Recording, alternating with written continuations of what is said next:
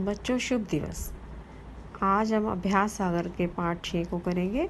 पाठ 6 में संज्ञा शब्दों के बारे में बताया गया है और इसमें ये भी है भाववाचक संज्ञा शब्दों का निर्माण कैसे होता है, किन शब्दों से भाववाचक संज्ञा शब्द बनते हैं। इसमें पहला प्रश्न है, नीचे दिए गए वाक्यों को ध्यान से पढ़िए। गांधी जी की कुटी में ना मेज़ थी ना कुर्सी। कुछ शब्द यहाँ पर मोटे काले करके लिखे गए हैं, डार्क दिखाई दे रहे हैं।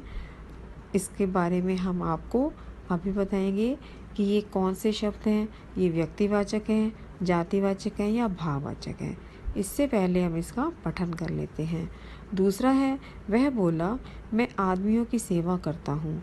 यह सेवा शब्द डार्क करके लिखा गया है। मनुष्य में ईश्वर है, ये मानना है, ईश्वर में विश्वास रखना है। ईश्वर शब्द यहाँ दिया गया है। छगनलाल जोशी गांधी जी के भतीजे थे, यहाँ छगनलाल दिया गया है। मैं इसे बहुत खुशी का दिन मानता हूँ, यहाँ खुशी शब्द है।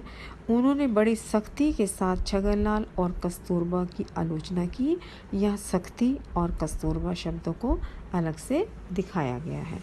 अब हम देखते हैं इनमें कौन से शब्द व्यक्तिवाचक हैं, कौन से जातिवाचक हैं और कौन से भाववाचक हैं। गांधी जी, छगनलाल और कस्तूरबा हमने अभी पढ़ा, ये शब्द व्यक्तिवाचक संज्ञा शब्द हैं।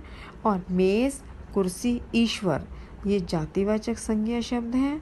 और सेवा, खुशी और सख्ती ये भाववाचक संज्ञा शब्द हैं।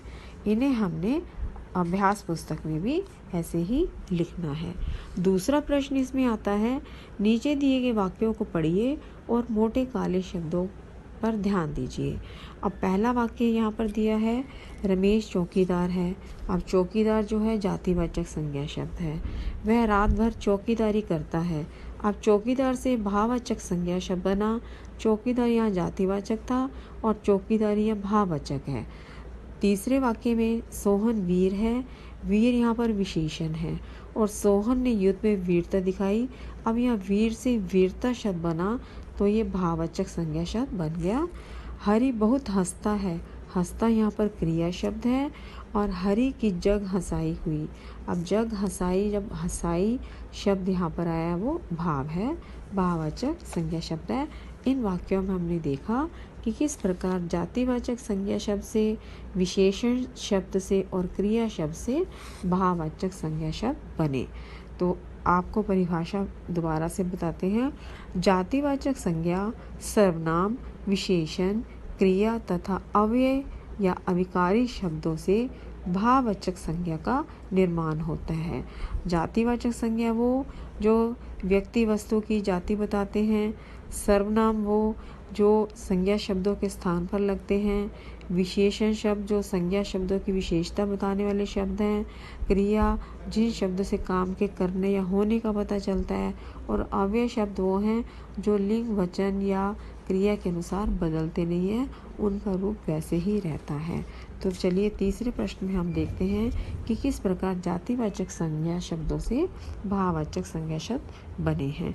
यहाँ गुरु शब्द दिया है, गुरु से भाववाचक संज्ञा शब्द बना गुरुता। बूढ़ा से बुढ़ापा, बच्चा से बचपन, पंडित से पंडिताई, कवि से कवित्व और ठग से ठगी। अगले पृष्ठ पर है चौथा प्रश्न, उसमें दिए गए सर्वनाम शब्दों से भाववाचक संज्ञा शब्द बनाइए। इसमें कुछ सर्वनाम शब्द दिए गए हैं और वो सर्वनाम शब्द जो संज्ञा शब्दों के स्थान पर लगते हैं। यहाँ कुछ सर्वनाम शब्द इस प्रकार हैं, मम, स्व, अपना, निज, आप और सर्व, ये सभी सर्वनाम शब्द हैं। इन शब्दों से भाववाचक संज्ञा शब्द बनाए गए हैं। जैसे मम से ममत्व बना या ममता, स्व से स्वत्व, अपना से अपनापन, निज से निजत्व, आप से आपा और सर्व से सर्वस्व। पांचवें प्रश्न में है, दिए गए विशेषण शब्दों से भाववाचक संज्ञा शब्द बनाइए। विशेषण शब्द वो शब्द हैं जो संज्ञा शब्दों की विशेषता बताते हैं। तो इसमें शब्द कुछ दिए गए हैं, वो इस प्रकार हैं, नम्र, मोटा, भयानक, मीठा, लाल और हरा, ये सभी विशेषण शब्द हैं। और नम्र से नम्रता बना भाववाचक, मोटा से मोटापा, भयानक से भयानकता, मीठा से मिठास, लाल से लालिमा, हरा से हरियाली। ये हमने विशेषण शब्दों से भाववाचक संज्ञा शब्द बनाए हैं। छठे प्रश्न में है दिए गए क्रिया शब्दों से भाववाचक संज्ञा शब्द बनाइए। अब क्रिया शब्द हैं। क्रिया शब्द वो शब्द जिन शब्दों से काम के करने या होने का पता चलता है वो क्रिया कहलाते हैं।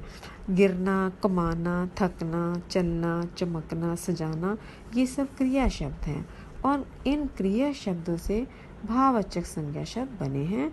जैसे गिरना से गिरावट, कमाना से कमाई, थकना से थकान, चलना से चाल, चमकना से चमक, सजाना से सजावट।